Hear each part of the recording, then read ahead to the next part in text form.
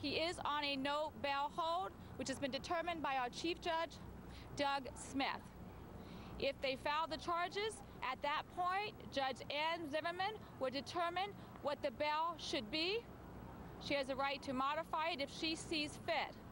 At that point, if they file the charges, he would be told of the charges in writing and verbally.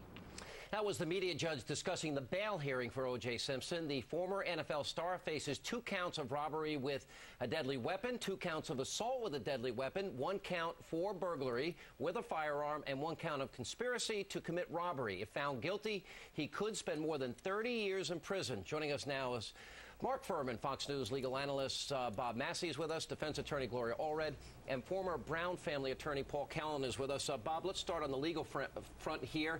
How many years in jail? Let's talk about the system out there. How likely that they'll be able to convict him? Sean, if I may, real quick, we just learned before we came on the air that Clarence Stewart, who is the other suspect, apparently has been arrested. And that's breaking for us. We just learned of that. That was one of the other individuals that allegedly was in the room at the time this incident happened. So I wanted to report that to you right away. As it relates to the sentencing, this is a very serious crimes that he's charged with. And as a result of that, these crimes could get him many, many years in jail. The sentencing goes 2 to 15. Well, it could be surely no less than 25 years, and it probably could go, as we reported earlier today, if he goes the whole way, over 100 years, which won't happen.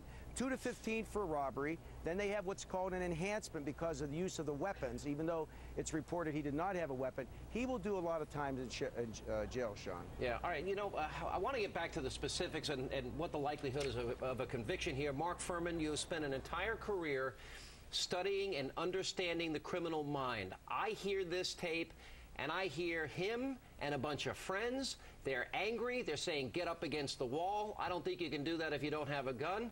That tape sounds very damning to me. Well, Sean, I've been on surveillances. I've had people wired. I've been listening, and I've heard robberies go down. And I'm going to tell you, everything gets amped up.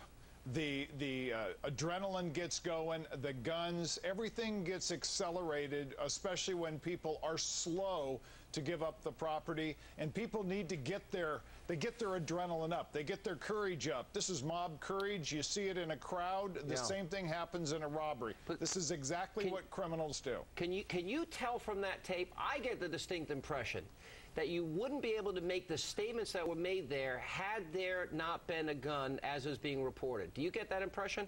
Oh, absolutely. What they're doing is they're demonstrating and displaying power, fear. What they're doing is they're ordering at the same time they're displaying a weapon.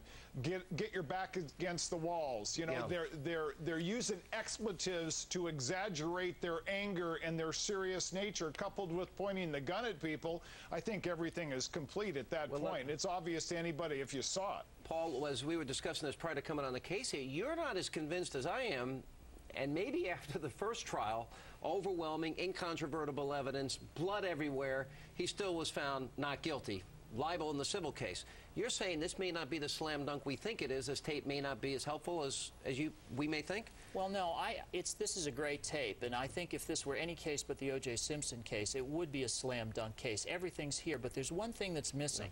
This is a conspiracy of lowlifes. All of the victims, the so-called victims in this case, are former friends and business associates of O.J. Simpson.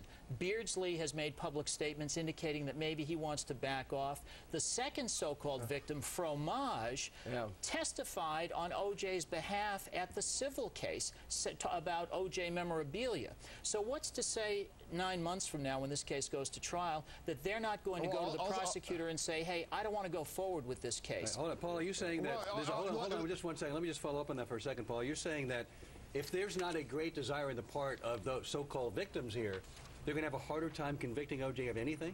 I think so, because, you know, I think the prosecutor is going to be compelled to go forward with this case, Alan. There's too much public interest in it. Right. The principle is too important. But you have to convince 12 people beyond a reasonable doubt. And if both victims come in and really don't care and really say, hey, you know, we don't mind that O.J. took this stuff, are 12 people going to find him guilty? And their motive could be, these are memorabilia collectors who make money as long as O.J.'s signing footballs and helping them get product that they can then make money on. Well, that's the real insidious thing about this. Yeah, and are their interests served by O.J. being out and being cooperative with them and signing things, or being locked up in prison? So it's just I totally disagree with this. You have a lot of lowlifes involved in this case. Mark, you're saying it's this is crazy. You're saying because they're lowlifes. You're saying because you're lowlifes that you're not going to prosecute dope ripoffs, gang member crimes where you have drive-by shootings, criminals ripping off criminals. This is a public safety issue. These people are running around among decent people. That is the overriding reason the prosecutors must push forward. I don't disagree with Mark Furman at all. This thing should be prosecuted to the full extent of the law. We should try to get a conviction. Right. But you know, when one drug dealer robs another drug dealer, when one mob figure kills another mob figure, these are not easy cases to get convictions in. All right, let me get you in here. Do you say this?